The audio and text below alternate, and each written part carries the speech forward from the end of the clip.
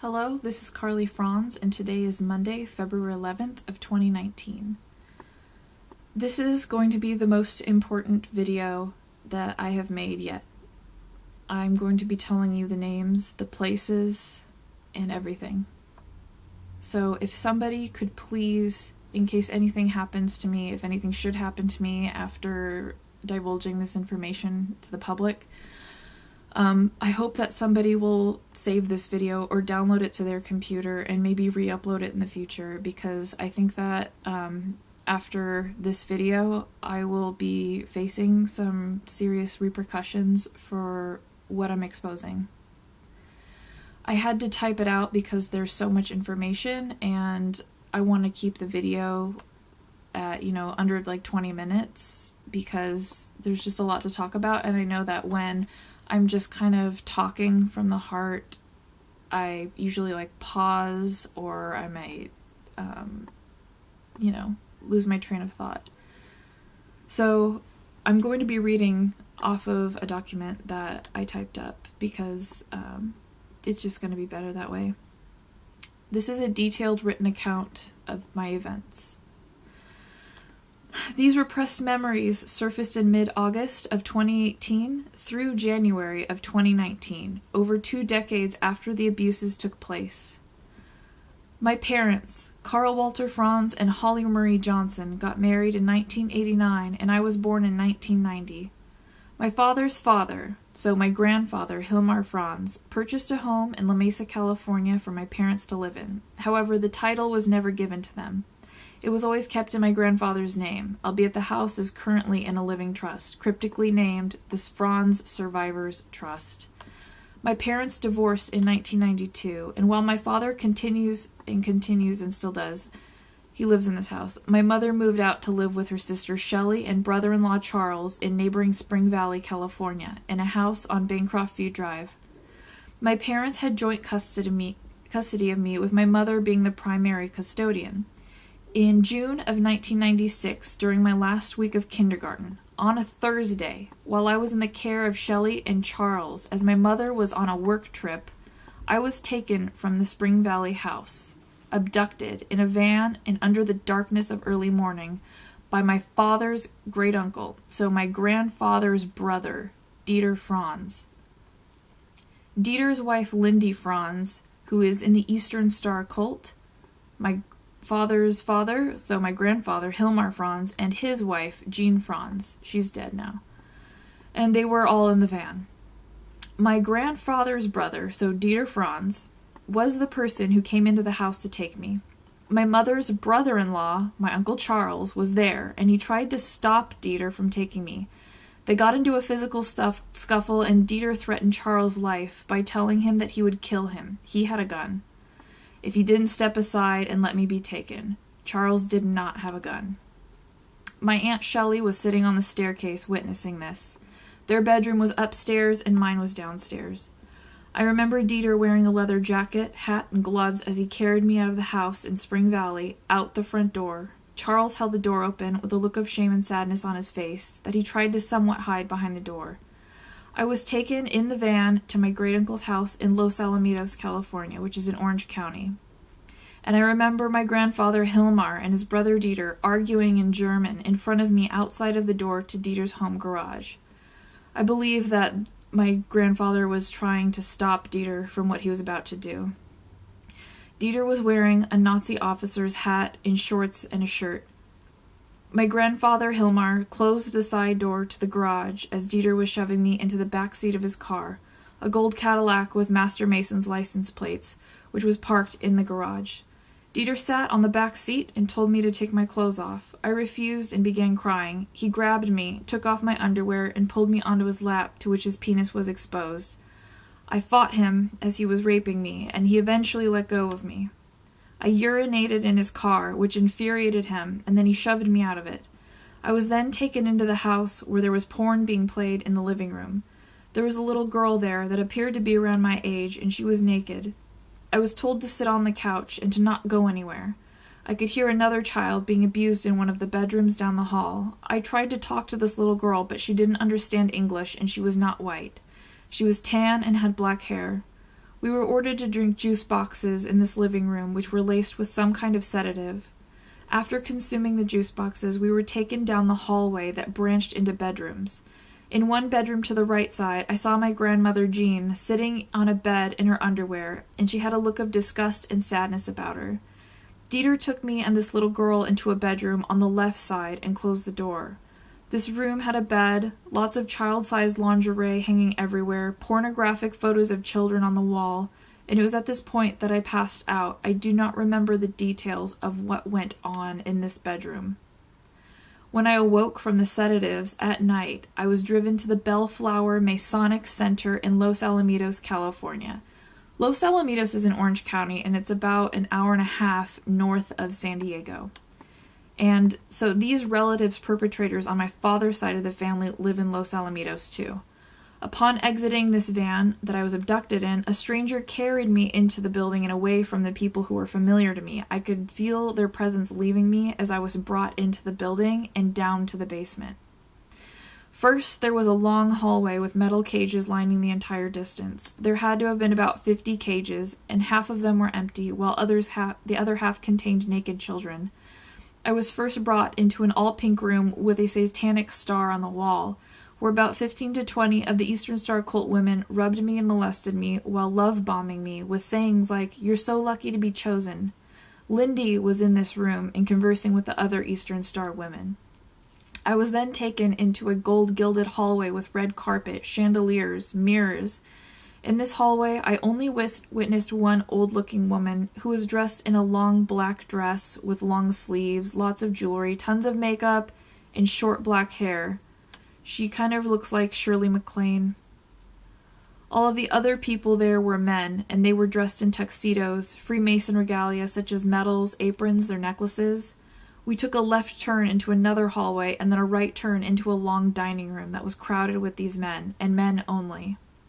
There was a gilded two-headed bird on the wall at the end of the table with gold rays behind it, and this room had blue carpet with gold stars and one large light fixture in the center of the room. When I was brought into the room, the faces of the men lit up with excitement, and I was brought to the end of the table and placed on an altar which had a large book, probably the Bible, on it. And this book was removed when I was placed on the altar. There was a cameraman there with a very large black camera resting on his right shoulder. I was stripped naked out of my pajamas in this room in front of at least 100 men as they jeered and whistled at me. They proceeded to hold me face down on my stomach and inserted a foreign object far into my anus. I remember the feeling of going deaf for a moment when this happened. As I was held down, the men proceeded to form two lines and took turns raping me. Some of the men wanted me face up and others face down. Some performed rape and some performed other sexual performances. I was forced to remain face up when it was Dieter's turn to rape me. My grandfather did not want to make eye contact with me when it was his turn. There were about 20 men left in line when they had to stop because I was bleeding. When the sexual abuse was over and the room seemed to have kind of cleared out, a smaller group of men, around 10 people, came into this dining room dressed in long hooded robes. They were kind of dark brown in color. One of them brought a little boy who appeared to be around my age into the room on a rolling cart or altar. This little boy was strapped to the cart he was on, and one man in a hooded robe began to cut the boy open in the chest and proceeded to torture him. There was a man standing a little ways behind him wearing what appeared to be a cow skull or goat skull. At this time, I was placed inside of an animal carcass, but I could still see things going on in the room. As this little boy was being cut open alive, the man doing this was also bending over him and appeared to be eating the boy's entrails and blood. When the boy died and his scream stopped, a black mist appeared in the center of the room, at the same distance that this little boy's body was from me, and I'm still at the head of the table on the altar. The men were chanting, and I remember them saying Lucifer. The black mist in the center of the room grew larger, and this demon was summoned. I saw its red eyes, and it was speaking in another language. Its voice sounded like thunder. The room filled with the black darkness, and then I was taken into another room. This room was a surgical-looking room, and a male with brown hair and glasses cleaned me up. He was wearing a mask and surgical robes. He sat me in a chair, strapped my arms down, then proceeded to make a small incision in the middle of my left forearm. He took out a large syringe, and inside was a clear capsule that contained a small circular part that connected to a small rectangular chip with a wire. He put a Band-Aid on my arm, and then I was taken into another room. This next room had a baby chained to the wall with extremely bruised and mangled legs. Another baby was brought out on a cart, and this baby was white and wearing a diaper. They ordered me to kill the baby, and I refused. They even put a knife in my hand and threatened to kill me, and I still refused. This baby was taken away, back to the baby chained to the wall. The damage to this baby's body was so severe that I couldn't tell if it was a boy or a girl. As this baby cried and screamed, I was forced to watch as a laughing man in a short-sleeved police officer uniform and hat stabbed the baby in the head, killing it. I was then chained to the floor in this room. The floor had black and white checkered pattern to it, and the room was dimly lit. Wooden pallets were used in this room as wall dividers. To my left side, there was another child chained to the floor, but when I tried to talk to this child, I received no response. This child was in fact dead. I was just barely able to touch this dead child's hand on my left side, and I felt crusty. As I laid on the floor terrified, I could hear other children being abused and hurt on the other side of the wall of pallets. I remember trying to find a safe place in my mind, and I thought about a bright white room to try to cope with what I was experiencing. When it was time to leave, I was carried out of the building, and I remember trying to see where I was and observe everything that I could outside of the building before I got into the van and taken back to the Spring Valley house. I saw the long hallway of crates of children again before being taken up the staircase and outside. I remember the Masonic compass and G glowing on the side of the building, and I remember what the Bellflower Masonic Center looked like near the roof line of the building. The car ride back to Spring Valley was quiet, and there were about 7 police officers at the house when I returned. 2 officers took me to my room and threw me down on my bed. They stood at my door and threatened me that if I were to ever speak out, I would be killed along with everyone that I loved. I was so tired and afraid, I cried myself to sleep. The next morning when I woke up, my Uncle Charles came to my room, and it looked like he had been crying. He asked me to keep this a secret and never talk about it. Sorry. I was dressed in a long-sleeve corduroy dress and leggings before being taken to school. When I arrived at school, several kids came running to me, asking him if I was okay. What happened to me? The kids said that I was on the news. The following nights were really difficult for me, as I had sleep problems and I was extremely afraid of the dark. I would look at the bruises on my arms and just feel terrified. The memories from my abuse haunted me, and I felt very stuck, alone, afraid to talk about what happened. I believed the police that if I spoke out when I was little, I would end up just like the children who were murdered. I promised myself that someday when I was old enough, big enough, and strong enough, that I would know what to do. Sorry. I would lay awake in bed at night as a little girl, and these memories would play in my mind over and over. I tried to block these memories out of my mind. It was a normal thing for my grandfather and grandmother to drive down to La Mesa every other weekend from their home in Los Alamitos and stay with my father and I for the weekend. Weekends were my father's custody time with me.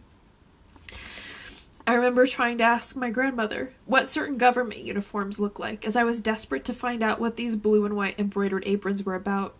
But at the same time, I knew that I wouldn't get a straight answer from her, and I didn't. Grandmother Jean was revered by many people as a very sweet old lady, but it was just a facade. She would never speak about the things that she was forced to do. Dieter and Lindy were also present at many family events, frequent barbecues, pool parties, holidays with his wife, and they were even present at the last visit that I had to my grandfather's house in Los Alamitos a few years ago. It was at this last visit that my great-uncle divulged to me in a proud matter-of-fact way that he is a Freemason.